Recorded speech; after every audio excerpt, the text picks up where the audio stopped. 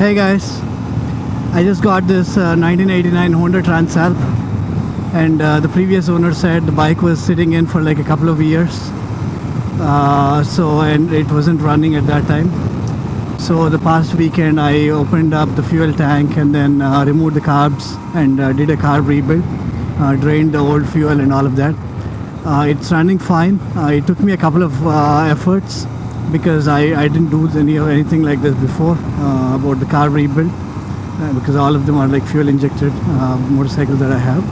So yeah, now I think it's running all right. It's still not perfect because there is still hesitation around like 4.5 RPM, as you can see, right? I had to give it some gas, but there's still hesitation around that. Yeah, I just wanted to make a video on what I had to do to get it up and running, and there's still tune up that I have to do, make adjust the fuel ratios and all that stuff. But yeah, hope you guys like the video, and please subscribe and give me a thumbs up.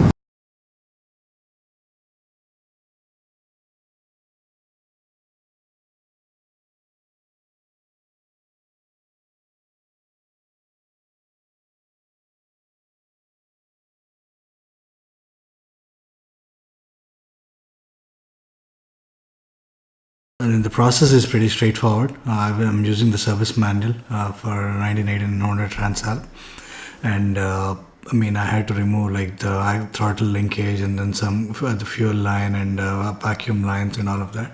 And before that, I had to remove all the body panels, including the gas tank and then the side panels and everything. And once you do that, I think it's fairly straightforward. You can get access to the carburetor.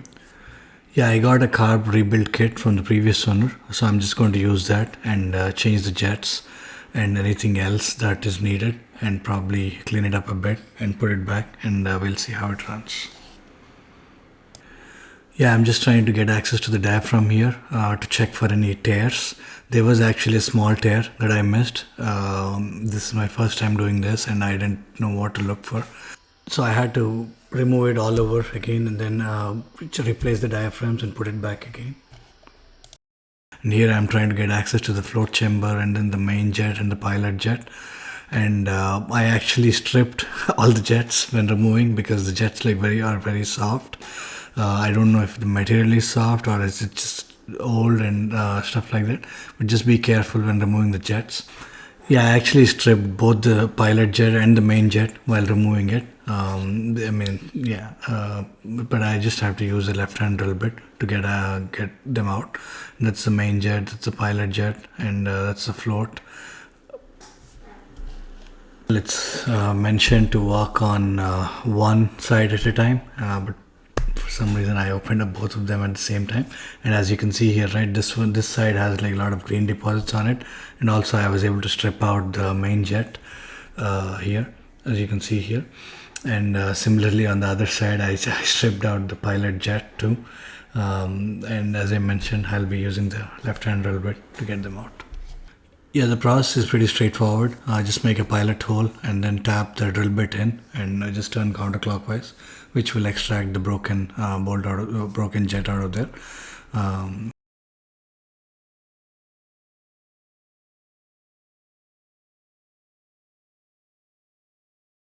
Here I'm just opening the air cutoff valve cover and getting access to the air cutoff diaphragm, and it's spring loaded, so you just need to take care while opening.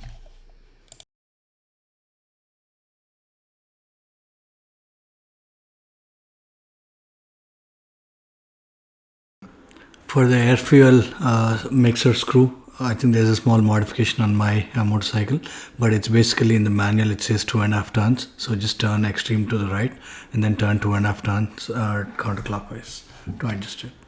Yeah, I cleaned everything with a carb cleaner, and then I'm just blowing some air just to dry them off. Yeah, I'm just putting the float back here, and I think we have to measure the float height. I think for Transalp 600 it's around 7 mm, I think, the float height, and then we can change the height by bending the tab a little bit, I think. Yeah, I had a lot of difficulty trying to put the carburetors back in because the intake manifolds were very hard due to age. So I struggled a lot, and then finally I had to order a new set of intake manifolds, and then it fit easily. So I hooked up the auxiliary fuel And then I put the air box too. So I'm just trying to see if I can run this. Yeah, it is having some rough idle, but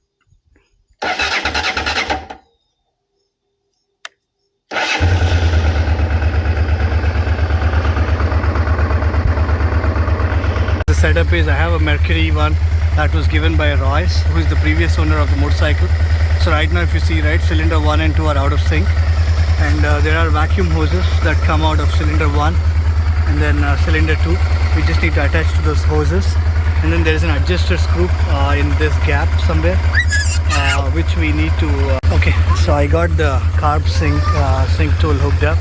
So as you can see, the cylinder 1 and 2 are out of sync here based on the mercury levels, and the screw that we can see is the adjuster screw. So I'm just going to adjust this closer than what they were before. Let me just see.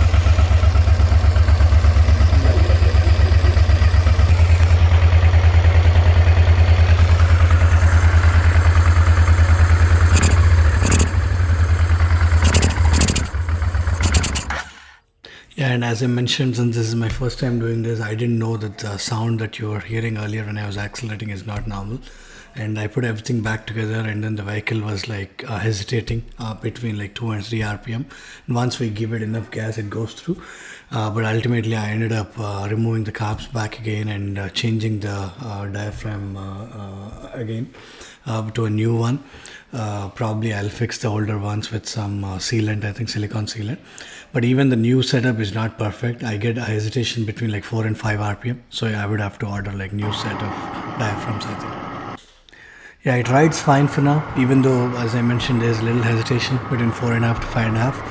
I think probably it's due to the diaphragm, because I don't know if this is the diaphragm that I put in is an exact match for Transalp.